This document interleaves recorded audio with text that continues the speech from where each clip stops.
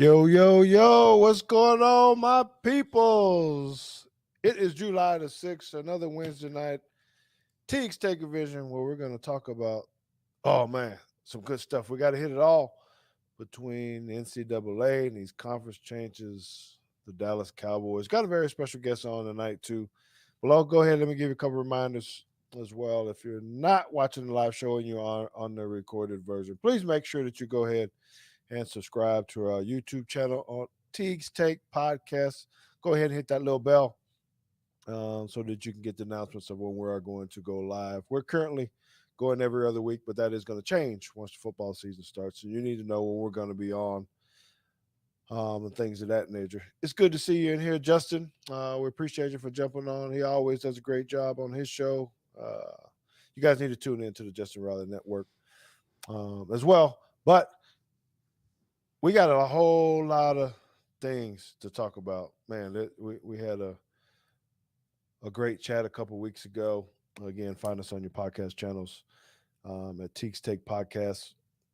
If you want to go back and look, we're almost at the completion of 2 years on the Teague's Take Podcast. So it's a good milestone for us to be able to do this. And as you know, usually I always try to start the show with some type of run out to talk about just what's on my mind. And because we are coming off of Independence Day, I want to give a shout out to our troops, our heroes, people like my father, people like my brother, and other family members who have served in the United States military. I know there's a lot of controversy that goes on with a lot of different things, um, just because of the political world and all that. And I gave a pretty good rant about that and not bother me with politics and things of that nature. But I just want everyone to know that I'm very proud of my peeps for being able to serve in the military for 20 plus years and sacrificing the way that they have for me. Even my dad sacrificed time and resources and even time away for me so that I could graduate in the United States to give me this opportunity to play this great game of football because I probably would have graduated in Adana, Turkey if he would have had it that way. And there's probably a good chance that I probably would never ever saw a football field from that. So I'm giving a public thank you to my pops, James Teague, um, for the foresight and the thought of being able to do that. And yes, that is James Teague, the older, and not James Teague, the one that you hear on this podcast here. So I want to go ahead and bring in a couple people. We got JT. He's the analytical one. He's the one behind the scenes. He's putting all these great things together for you guys each and every day. He's super bright, super smart. Uh, I don't know. I put encyclopedia as part of his middle name.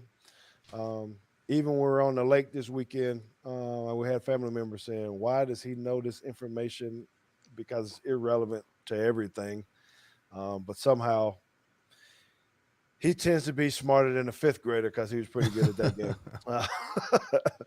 um, as well. Um, Very excited. I know you guys have heard her on some of my shows. Typically, it's been a one-off because I play fantasy football with her, and I have to admit that she did beat all of us in the Defender of the Star um, fantasy football league um, this year.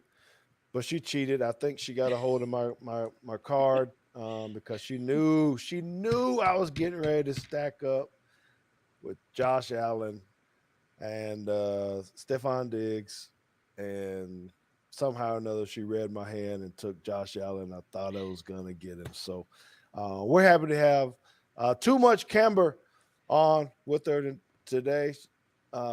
She is.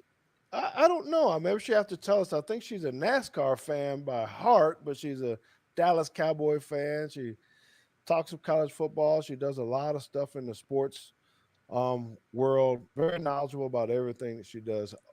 Part of another podcast, the XXO podcast, is a co-host there. Does a lot of charity work.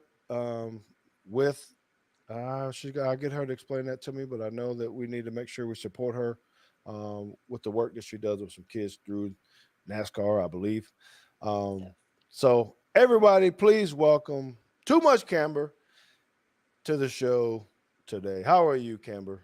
I am great. Thank you so much for having me on the show. I Yeah. have a blast every time I come here, and I would like to point out the fact that I had to overcome drafting Christian McCaffrey in that draft that I beat y'all. Yeah, yeah. I wonder how many times you're gonna say that you beat us. I don't know. You and Patrick had some weird side deals going on. I think he was giving up some. No, I'm just kidding. She's a very good fantasy football player. So before we get going, why don't you tell me about this charity again on what you do I to am. Oh yeah, absolutely. I'm on the board of trustees for the Speedway Children's Charity, and it's a charity that Bruton Smith founded some 25 years ago. And each of the SMI tracks, which are almost half of the NASCAR tracks here in the country, they have a chapter at it. And our chapter here, we raise money essentially to send out grants to other children's charities, and that money stays in the four local counties here in the Dallas Fort Worth area. And I don't know if any of you have ever been to Texas Motor Speedway, but it's a pretty massive. Yep.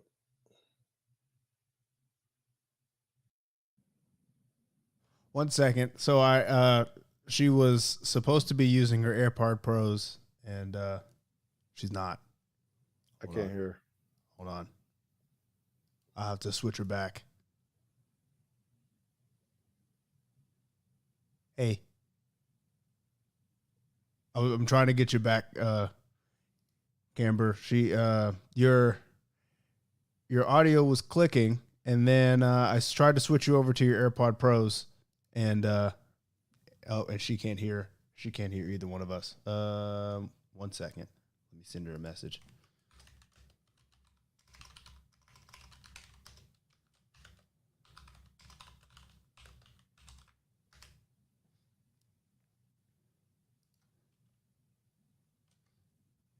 The bottom. The Check. what? No, I'm trying to get her to make sure she looks at your message. Oh. Mm-hmm. All right.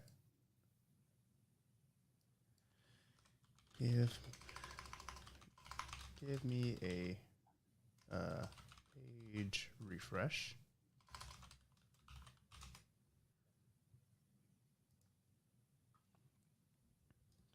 So we might have her pop out and pop back in if she can.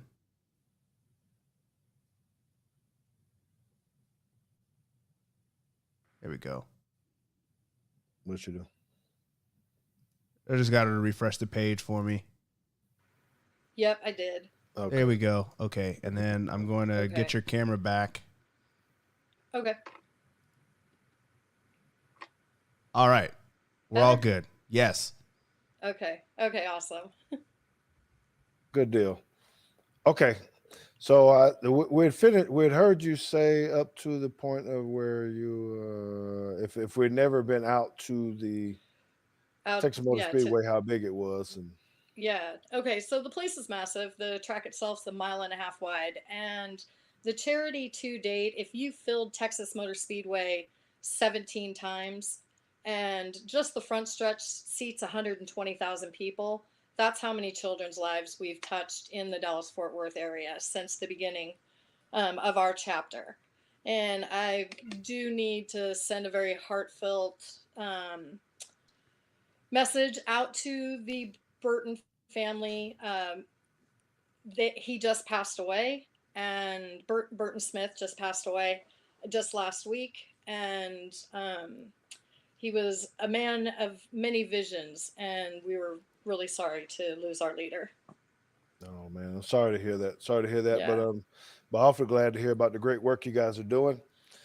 Um, with that, so I think it's always important to talk about what you know people like you and others are doing to help others in the community, because a lot of times we just get caught up in the athletics and the sports and our podcasts and all the other kind of stuff and forget about, there's a lot of people um, in need here in the United States and in other places. So kudos to everyone who helps in other ways as well. So you're talking about this NASCAR stuff. So tell us how you kind of got into all these different aspects. What got you into the NASCAR piece, and how'd you get over to liking the Cowboys? And Well, so the Cowboys thing happened before the NASCAR thing did, and I lived up in Seattle, Washington, and I'm old enough that they didn't have a team at that time, and I was pretty little, and the Cowboys were playing, I think it was the Dolphins one day, and I walked out, and my dad was like, "Well, which team do you like?" And I said, "Well, I like the guys with the stars on their helmet." And I became a Cowboys fan that day and remained it, no matter how much my family and friends pressured me that I needed to jump ship because now there was a team in Seattle. And I stayed true to the star ever since then. And, I was there on every Sunday watching every Cowboys game that I could that was broadcast. all right. Yeah. And then actually the NASCAR thing happened. I first started off in motocross, following motocross pretty quick, closely. And it went into other motorsports, and then got really involved in NASCAR, and actually ended up started photographing some of the, down there in the pits, photographing races. Um, Started at, going to Texas Motor Speedway a lot, meeting a lot of people, ended up getting invited to help out with the charity, and then that led to them asking me to be on the board of trustees. So All right. That's pretty yeah. awesome. Well, Yeah. I see Justin is making a comment to you, telling he's a Ravens fan. We don't really care that you're a Ravens fan. You can go ahead and, but whatever, he's good people too, because he is Yeah, a Bama fan. So, Cameron, you got a college team. Who's your college team? I absolutely do. University of Washington, go Huskies. Oh my gosh. Oh yeah. Okay, well, let's talk about that a little bit, because All it's one of right. the topics that we want to talk about. Is, here recent, UCLA, USC are thinking about jumping ship, leaving y'all all alone up there, and uh, They you got got you tired of us beating them, us in Oregon beating them for so many years. what? Uh, oh my gosh, I need to make sure I mark the minutes on that. So put that on repeat. So, there's so much going on. The landscape of football is changing a lot.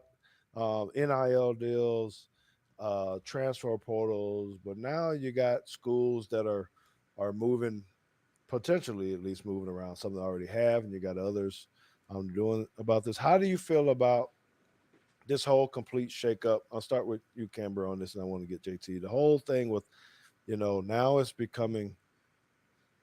Uh, I don't know if this is going to lead into mm, for a power conference at all. Do you, as a fan, do you think this is good for football or not, Camber?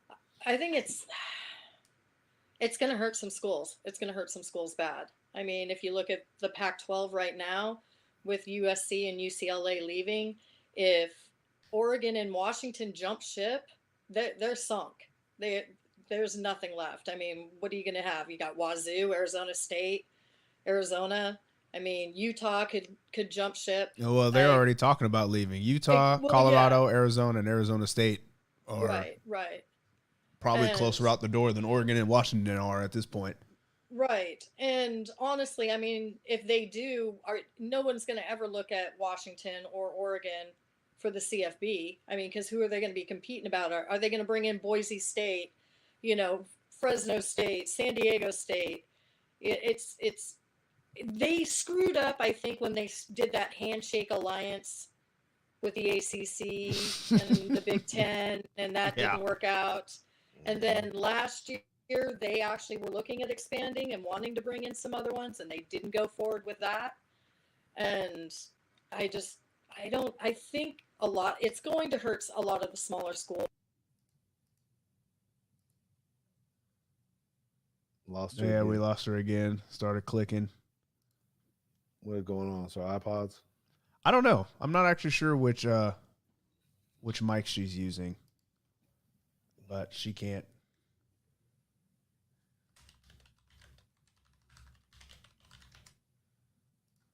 Yeah, I don't know what that is.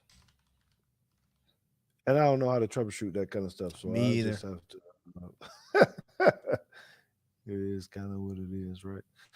So you can can you hear us, Michelle or Camber? Yes. Okay, but we cannot hear you. I don't know what the answer is either. Oh, there she is. There you go. Okay. There we go. All right. All right. I don't know what that is. But anyway, so do we think, JT, do you think that it's how many conferences are we going to end up with? Power conferences. Okay. Okay. This is I think this is a loaded question because we've been calling it a Power Five, and I don't believe that the Pac-12 for a while has been or at least acting like a Power Five conference. They have teams to consider themselves a Power Five conference, but they did not have the leadership and a commissioner that acted anywhere near that they belonged with the other four. And I'm even hesitant to even say four because the ACC is quickly about to find their way, probably like the Pac-12. They're gonna have to figure out some things very quickly. But I mean, I've seen tweets being resurfaced from 2011, where people were saying there's going to be two conferences at the, give it a couple years, there'll be two conferences, and those conferences will be Fox and ESPN, which is exactly what's happening at this point. So I think that there are some hidden things that are going to hurt the schools that I don't know how much consideration they have put into it, but the travel for USC getting all the way out to Penn State.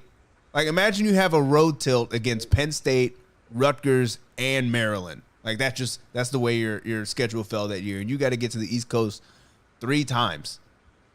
And I don't know if it's better to have it 3 consecutive weeks so you just get it out of the way.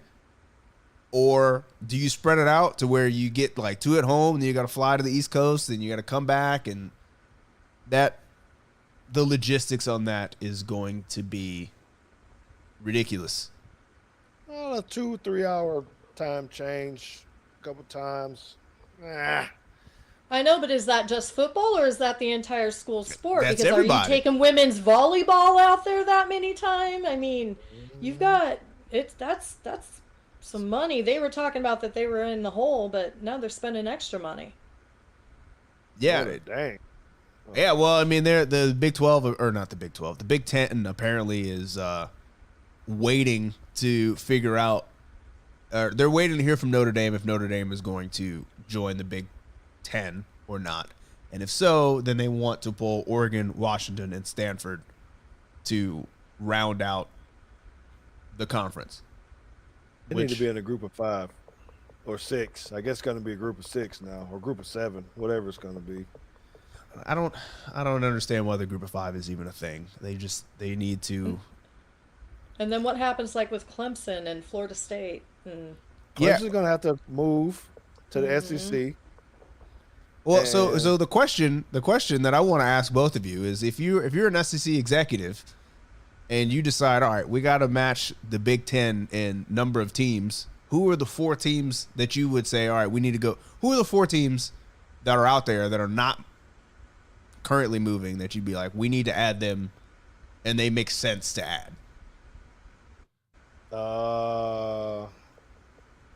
I'm going some of the Florida schools. I'm going to take Miami, Florida State.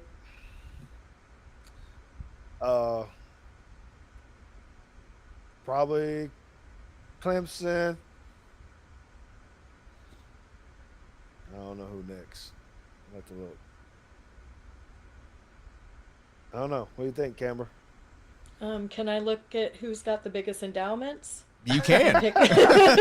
And pick from that, you know? Here's I guess my four. You got to put North Carolina in there. That's one. Yeah, I was gonna say North Carolina, too. I would pull Florida State, North Carolina, Duke, because they're a package deal. Right. You can't have one without the other. And I would pull Louisville. Clemson can stay out there. I mean, Clemson would be a nice ad, but having Louisville, the amount of money they make, and then having basically just locking down the entire state of Kentucky.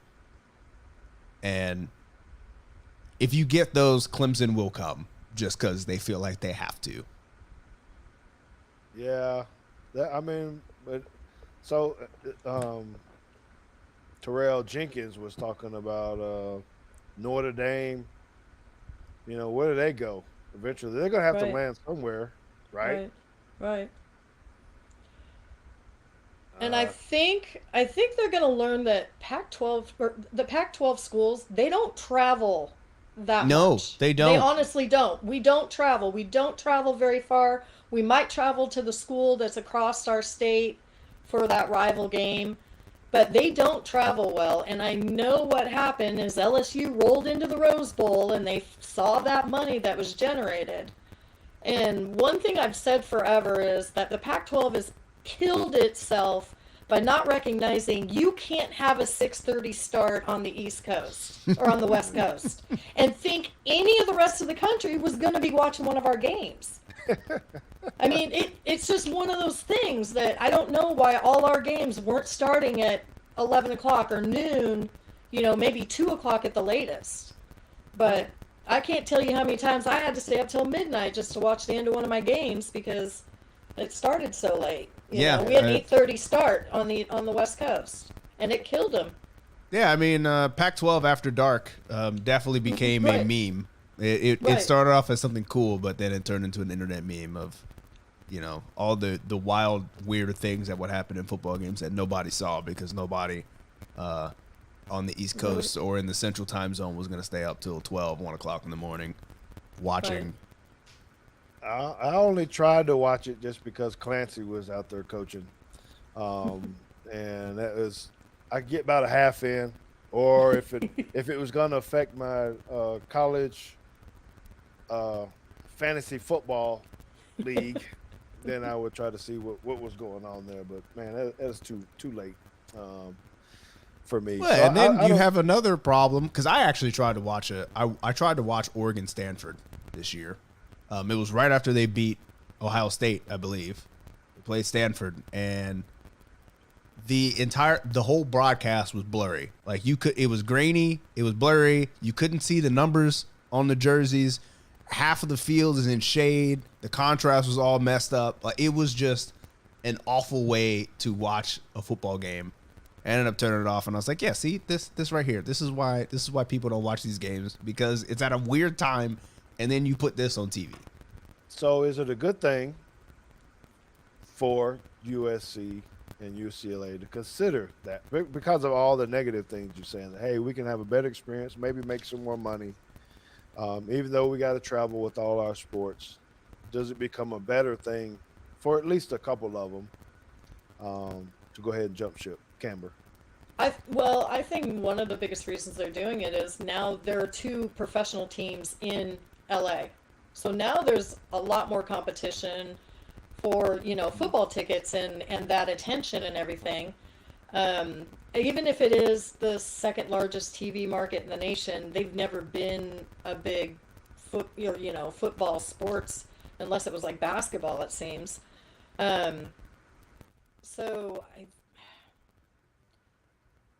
It's just, I think you can see both sides of the coin where it could be good for them to go and be against some of those bigger teams and have that come to town. And the other side of it is, you know, I don't know how they're going to work out the travel and work out that kind of money, you know. All right, so is Lincoln Riley mad? I thought about that too. Because the the sentiment is that he left to go to USC because Oklahoma was going to the SEC, and he was like, I don't want no part of this, so let me go over here to this conference that really only has one other team that I need to be worried about. I think he's probably salty for a couple of reasons. Because the Pac-12 was like, yeah, we're just not going to do divisions anymore, which also meant Lincoln Riley did not have the South to just beat up on and just find his way into the Pac-12 championship game. And then now they're saying, hey, we're going to go and you might be put on the side where you have to play Michigan and Ohio State and Wisconsin every year, which that's that doesn't sound like something that he would have signed up for, but I don't think so. So what are the Washington folks saying? Are they happy that they might be gone? Do we feel like this is a good thing for Washington or not? No, it's lessening. It's lessening the conference.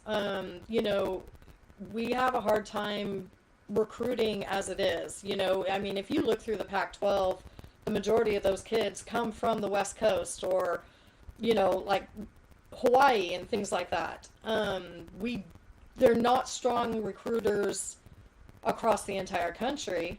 And I think when you get two of them that are going to be gone, it lessens it for us, who wants to come into this conference and play when, I mean, literally, I'll say it right now. Who do you have left in the Pac-12 between us and the Nike Trust Fund babies? That would be the Oregon Ducks. Us. Cal, well, JT, I guess. Yeah, Cal. No. Well, Oh, boy. and this is kind of what JT was saying before, and I don't, that the Pac-12 was really wanting to be like the large Ivy League, and not so much about the Yes. Power 5 football programs. That it was. Yeah. It's not a bad thing if you want to be, elite in the area of academics and how you recruit and things of that nature. I know how hard it is to get in a lot of schools over there. They don't necessarily get the same talent because of their academic standards. And I don't know if USC and UCLA are thinking of a small change a little bit to try to, if they're going to jump into something like this, and you're playing some of these other schools, the way you recruit has to be different. I do know they opened up negotiations for their TV deal. Yeah, well, of course they did. Yeah. They were there was like, there was no option right, left. Right.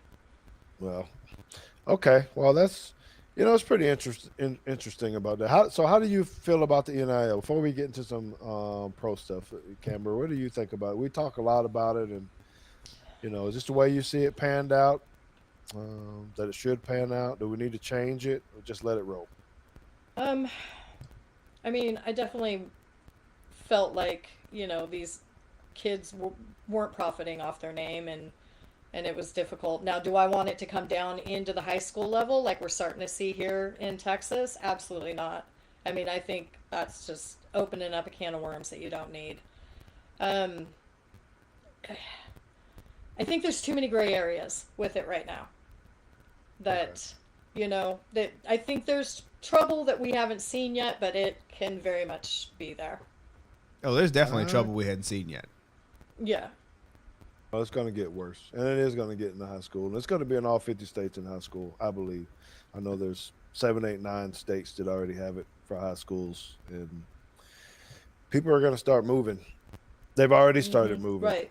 I've had some that left from our school, JT, that have gone to places like that so they can grab, the opportunities to make money off their name, image, and likeness. They maybe play at a level that's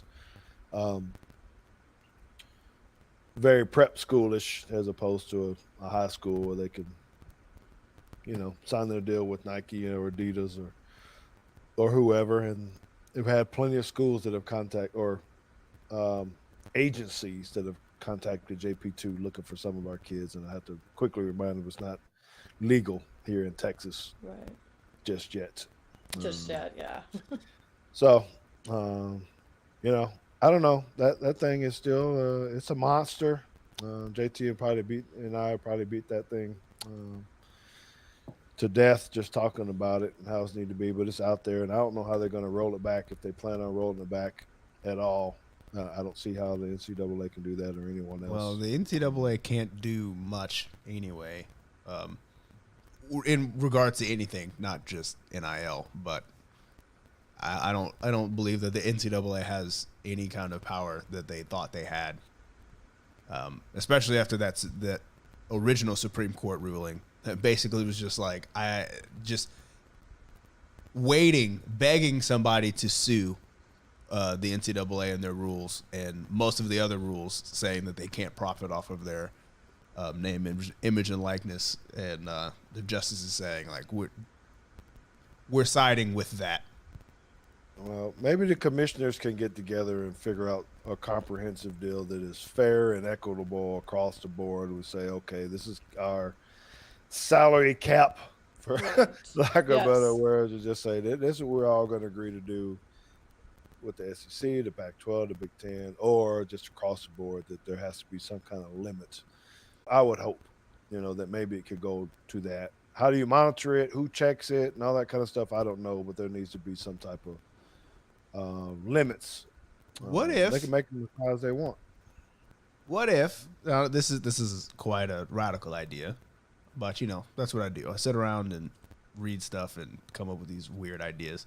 What if we just divorce all of athletics from the colleges themselves and just have the colleges essentially sponsor teams and allow them to use their logo?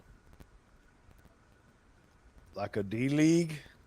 Like a yeah, kind of like the simplest way I can put it is like take basketball AAU teams and then just say you're no longer whoever, you're just the team sponsored by Washington, and you happen to be the Huskies, and you happen to wear purple and gold, but you actually are not students here. We just let you use all of our stuff on our branding, and then like whatever it is that y'all do in the AAU, you just continue to do, but you're loosely affiliated with the school. JT needs to stay off the dark web or wherever he gets these things from. We got a couple of questions. If you played in this era with NIL, what would you have liked to promote or advertise for? Are you asking me now as a grown-up or back then? It probably would have been Mickey's Big Mouth beer and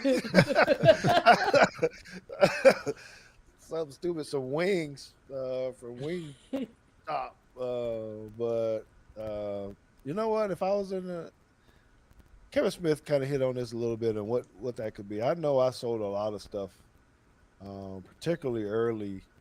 So I actually had to. Most people don't know this, and I don't know if we ever even talked to you about this, JT. But I did not go to school my last semester at Alabama because of this. I could not get paid off of my image.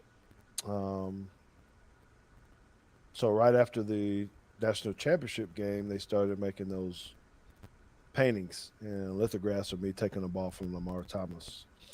And literally the day we got back to Tuscaloosa, I was approached by a lot of artists. They said, hey, I need you to sign 10,000 of these or whatever it is, and we're going to give you a big old check, and you need to go on these autograph session circuit, blah, blah, blah, And so I went to compliance and said, hey, I got an opportunity to make a boatload of money here. And they said, well, you can't be a student and do this. So you got a choice. Take the money or or not, kind of deal. And it was too much for me and Consuela to pass up at that time. And I said, you know what? Because I didn't know what my draft status was going to be and all that kind of stuff. And I said, well, I need to go ahead and sit this last semester. I wasn't playing football anymore either, but I still was under the terms of the scholarship. So that last semester, I pretty much worked. And we had about thousands upon thousands of things I had to sign stuck in our apartment to do that. So, that could have been a good opportunity. I know that was late in my career, but that would have been an opportunity that would have made a big difference in what I did and be able to actually capitalize off my name, image, and likeness back then. I don't know how many jerseys I signed, how many cards I signed, how many paintings I signed. So I get it, for 1 cent to be able to do that. Do I think I would have made $8 million or something? Maybe. I mean, I started 3 years at Bama. So there's no telling what it would have looked like. And I had some pretty good games that, there's probably some things that I could have capitalized on. No products that I liked. I was a pretty simple guy. All I wanted to do was eat hot wings, have some good beer, play some video games. Maybe Sega Genesis could have been I could have been one of those, some kind of influencer for them or something if we would have had it. But anyway, it's just a little bit different. And I'm glad that the guys are capitalizing on their stuff. I just think we got to reel it in a little bit. Okay, so let's switch tunes a little bit. Let's go to the National Football League for a little bit because I want to talk to Camber about. She's a very opinionated person. She's being very nice, but if you really listen to her, if you catch her on Spaces or you watch her Twitter feed, she's at 2TOO_much Camber on Twitter and on Instagram, and she'll try to tell you how she feels. That's for sure. I do know that. She does not bite her tongue at all. So I don't know if she's always a homer for the Dallas Cowboys. I don't see that at all. I think she's very critical of them as well. So I want to ask you about Dak Prescott and where you actually think he fits. In regards to, is he truly a top 10 quarterback or not? I currently have him outside of, or maybe right at 10, could be 11 for it. I can give you the names, but I want to see how you guys felt about that first. Camber, how do you think Dak is a top 10 quarterback in the National Football League? I think he's right about 10th, 8, 9, 10, somewhere in there. A healthy Dak is. And then we could get into the whole problem with scheme or anything like that. Ninth or 10th, I've got him there. I think this is a big year for him. I think it's a prove it year. We can't keep hearing that things have to be quite right or whatever, and he's past the injuries now. He's a seasoned veteran. He's no longer the new kid on the block. I think this is a season that he's got to come out and just lead the team and no excuses. Okay, so would you have him ahead of Matthew Stafford? Talent-wise, yes. I think he's a bigger talent than Matthew Stafford. Okay. Russell Wilson. Which Russell Wilson? I know. I know. 2021, No, I think 2022. Russell Wilson or no, I think Stafford. I think Russell's better than him. Okay, JT, you agree with that? So you agree with her with both of them that he's better than Matthew Stafford, but Russell Wilson is better than Matthew Stafford is hard. I think they're pretty close. I think if you gave me one season, just said pick a quarterback, I probably would pick Dak over Matthew Stafford. I would definitely pick Russell Wilson over Dak. Okay. All right, what about Justin Herbert? Both of y'all. That one's hard. Give me Dak today. Right. Give me Justin Herbert next year. Right. I agree. Even if he is an Oregon Duck, and I hate to say it, but the kid's talented, and he's gonna come into being one of the best. I think the only league. reason that I wouldn't pick Justin Herbert right now is just because this is like his second year. Right. I think when however many years Dak has been 6, 7 years of Justin Herbert is going to be better than Dak. Okay, so I don't have to ask you about all these. Would you guys agree that these 5 are ahead of Dak? Okay. Patrick Mahomes. Yes. Yeah. Josh Allen. Yes. Yes. Aaron Rodgers. Yes. Yes. Tom Brady. Yes. Yes.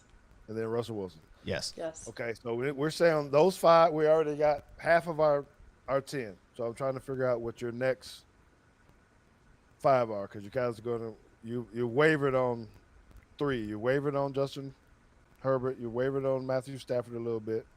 So what about Derek Carr? No. No. No.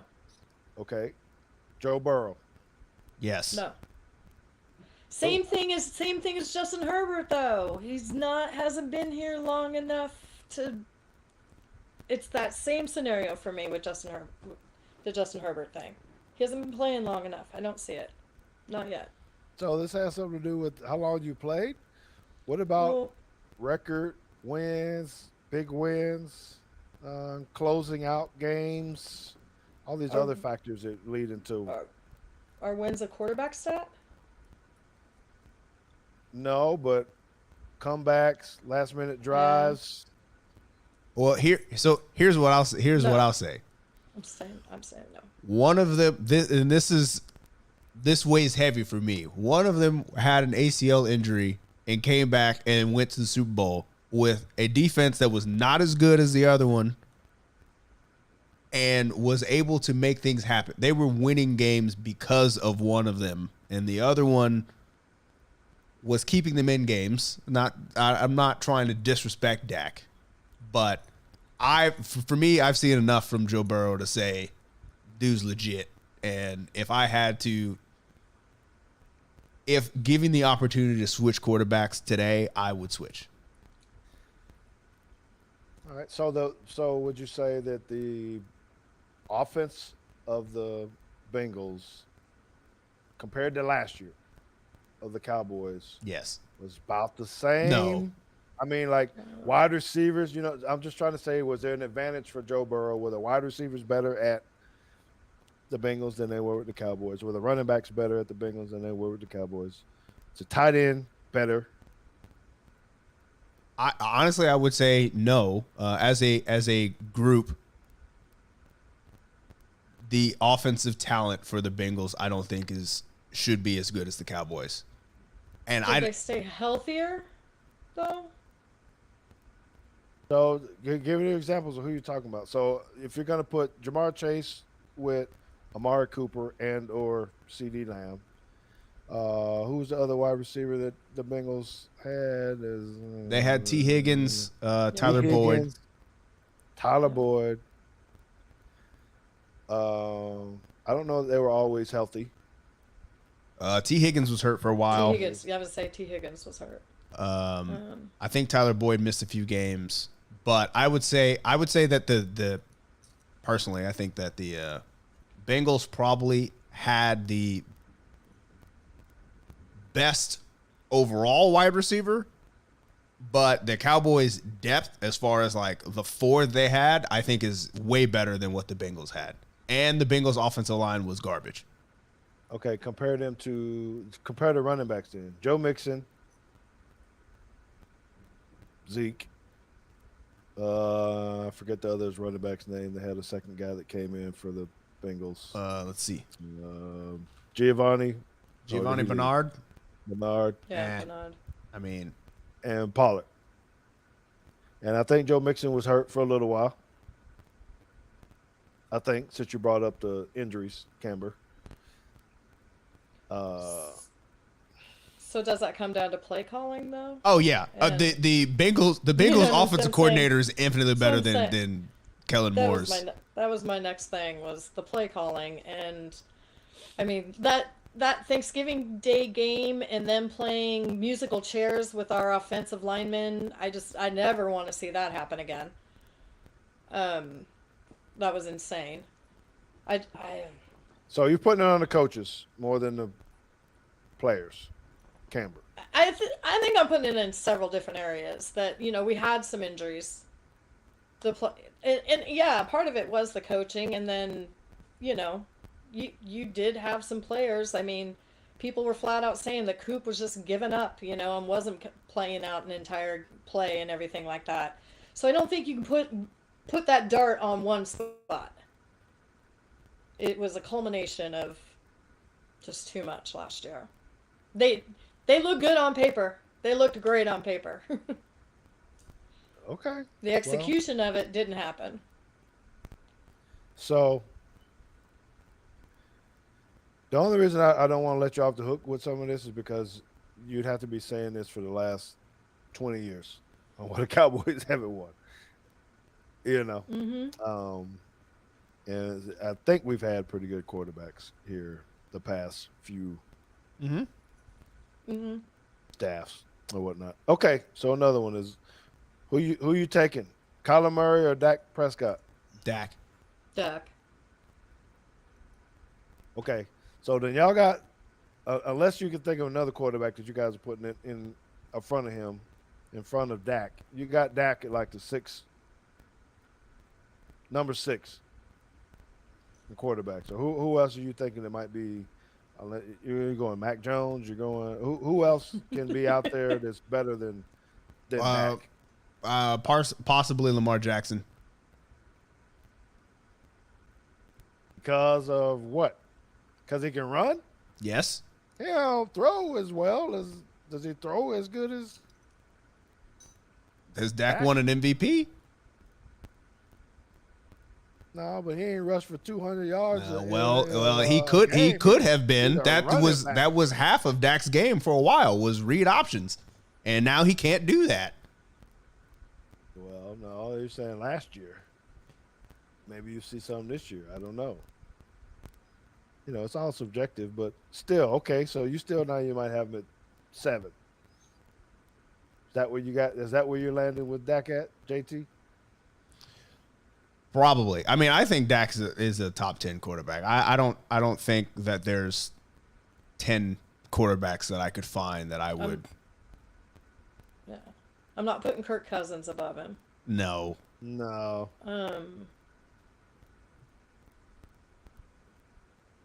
I mean, barring all the other things, I would have picked Deshaun Watson over Dak, but for a number of reasons, I wouldn't do that anymore.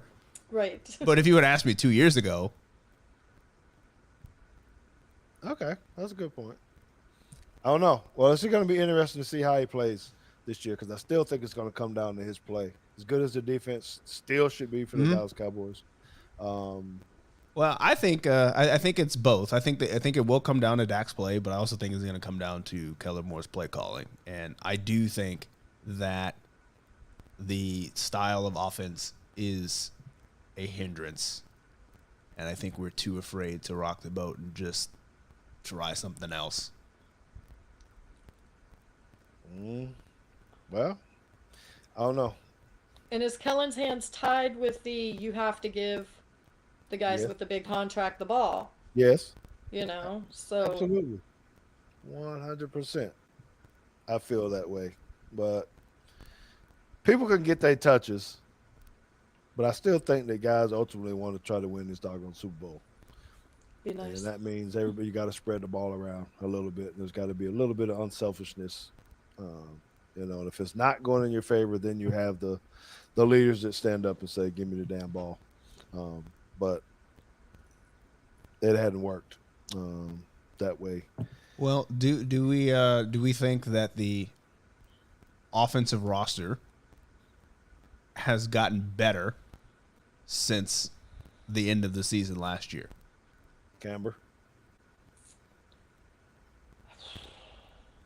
I think that's a no.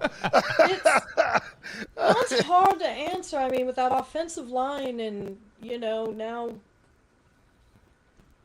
Yeah. Oh. What? I don't like our centers play. I don't know about either Smith. I don't know. I don't know. I mean, Coop being gone, is CD the guy? Can CD take Coop's spot and do that? There's just too many what ifs right now for me. That's way every too year. many. I know, but you know what? I was a whole lot more positive about it last year than I am this year. Okay. I you concur. know, I a concur. whole lot more. I mean, what's going to happen? They're at tight end, and Oh my God. Yeah, I'll just say it. I don't think the offense is better today than they were 6 months ago. I think they are demonstrably worse. I wouldn't know if I'd use that adjective. They're not as good, that's for sure, in my mind. And we'll know pretty quickly. I'm not going to say the first game because they're going to be working on scheming this first game up all off season, so they're going to be ready. That second game, we're kind of got to know if they're 0-2 after those first two games. Man, I don't. Yeah. I think it'll be a pretty dark cloud over here in Texas, for sure. Mr. Jenkins, I see you're chatting in here a little bit. I'm going to make sure. I want to see if I can get you on the show the next couple of weeks. Mr. Jenkins is a Commanders fan, so we need to bring him on just for joke purposes, I guess. Did you see their stadium on fire? What? Wait, what? Yeah, it caught fire. When? It caught fire or somebody set it on fire? I don't know, but someone said there's a whole lot of rats that didn't have a place to live anymore. But no, it was like maybe 2 days ago. Caught fire, maybe or yesterday. One of the two. Yeah. Oh, I missed it. Well, there's a headline here on Google that says trash fires at RFK reminds us that FedEx Field is only the second worst stadium in D.C.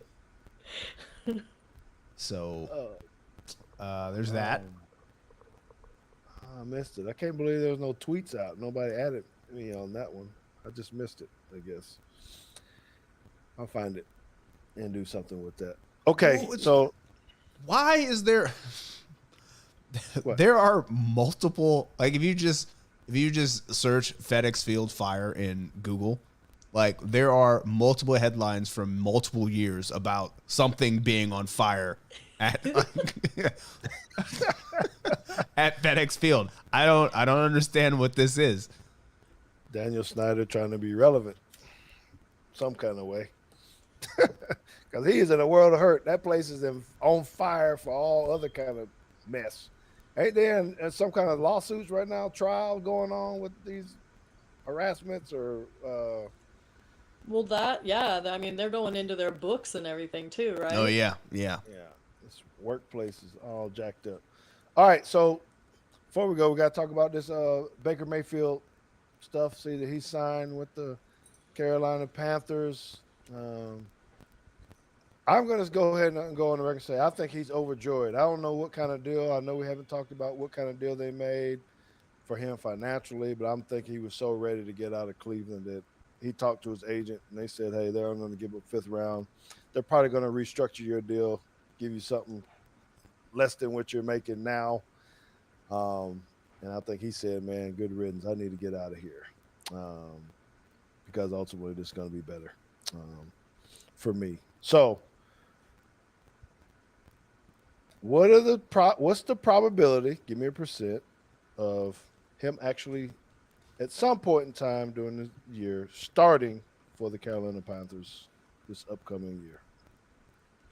JT. Sorry, say that question again. I was reacting to chat.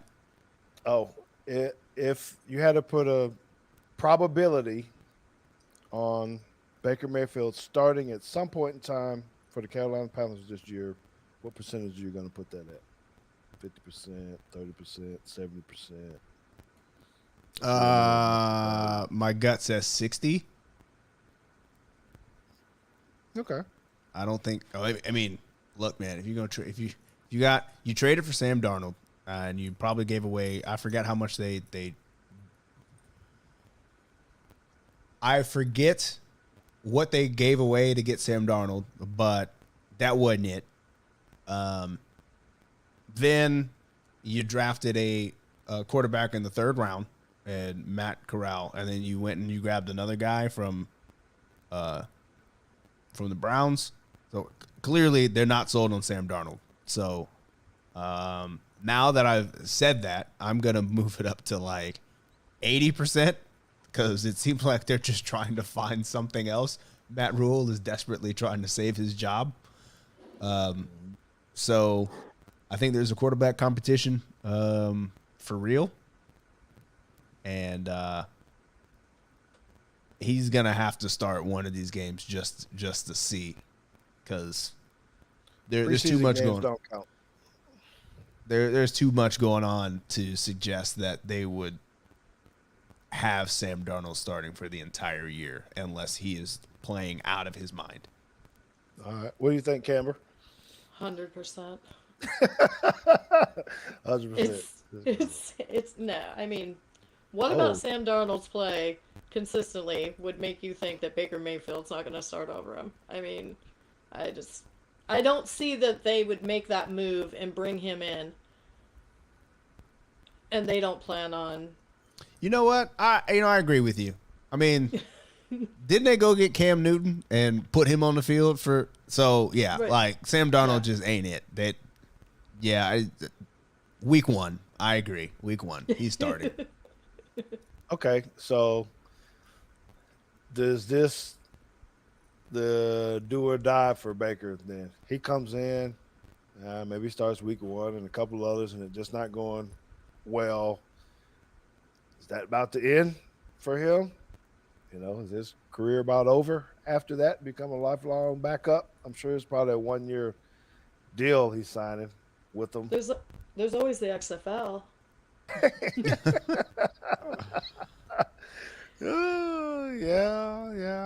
I don't know.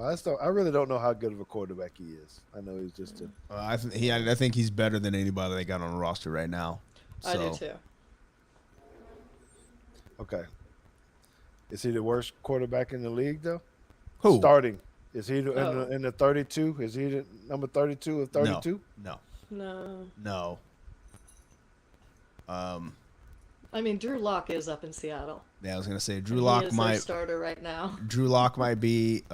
He might be in that conversation. Carson Wentz might be in that conversation.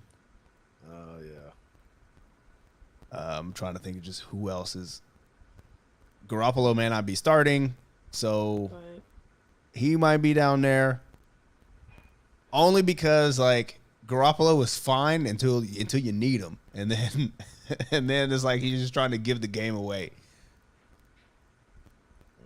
Well, You got Danny Dimes up there with the Giants. All right. Yeah. I ain't sold on that one either, but I ain't sold on the Giants Yeah. either. Okay, last question. We got about 2 minutes.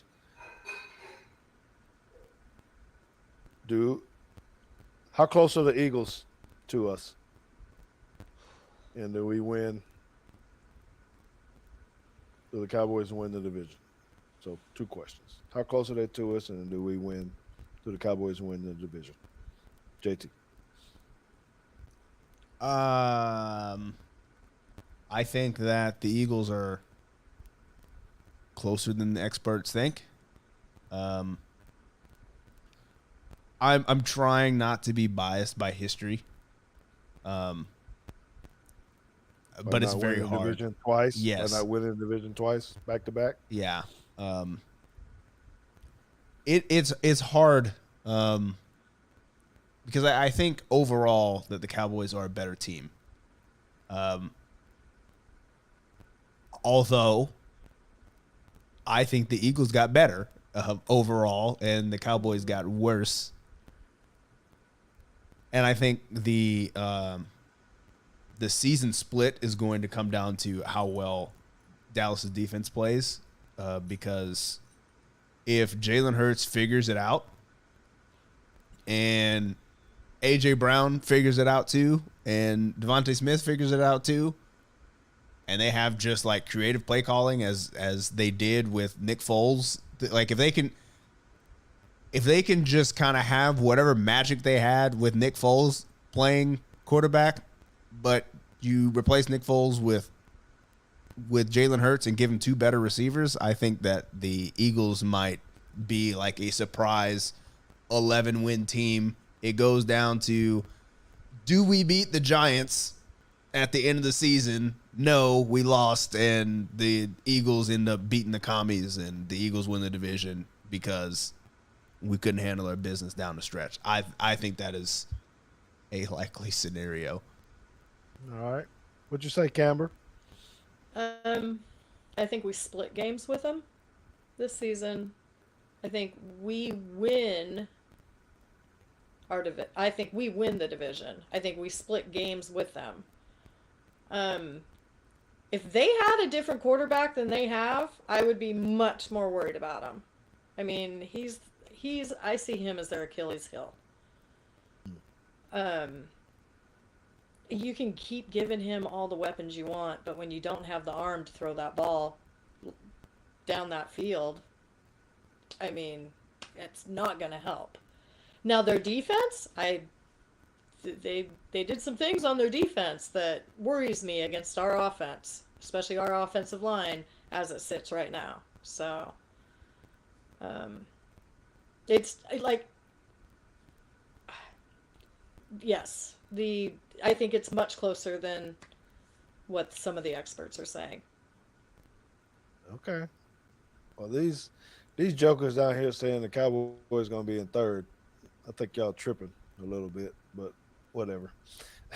Well, who's oh wait, because I was about to say who's the Commanders quarterback, and I forgot, but I literally just said that he's probably one of the worst quarterbacks in the league right now. Right. And nobody likes him, just as a person. So that's not a recipe for wins. No, I don't think so either. Well, listen, it's been good, Camber. We always know that you're not only you're a great person, helping out the youth and things of that nature. You're a great follow. You guys need to make sure that you do follow her on Twitter and Instagram. She's always into something, and she speaks her mind. She has a good time, good fun. Check her out when she's on the spaces too, because she tends to have some good guests and people on there when she's talking about things too. So it's pretty cool. So I'm very delighted that you were able to come on. You were the commissioner of our league this past year. I don't know if you're going to be back in that role again or not. But, oh yeah, I heard some complaints. Oh yeah, it was not I got handed the job because ours walked off, and Yeah, whatever. Just it was all not my kind of fault. got a little fishy after a while, JT. You know what I'm You saying? feel? I mean, if you all want the job, I'll still. That'll just give me a little extra time to be going over those sheets and figuring out who I'm going to play against you.